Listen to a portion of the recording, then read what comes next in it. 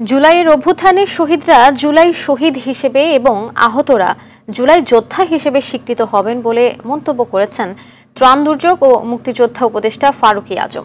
বলেন, এই সপ্তাহেই কাজ শুরু করবে জুলাই অধিদপ্তর। পরবর্তী সরকারও এটা অব্যাহত রাখবে বলেও আশাবাদ ব্যক্ত করেন ত্রাণ দুর্যোগ ও মুক্তিযোদ্ধা উপদেষ্টা।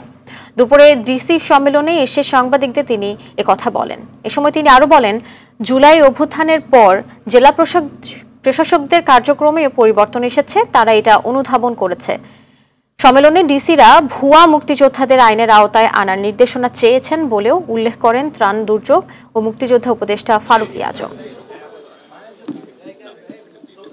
জুলাই অভ্যুত্থানে যারা শহীদ হয়েছেন তারা জুলাই শহীদ নামে খ্যাত হবেন এবং এই নিরিখে তারা সনদ পাবেন, পরিচয়পত্রও পাবেন তাদের পরিবারগুলো।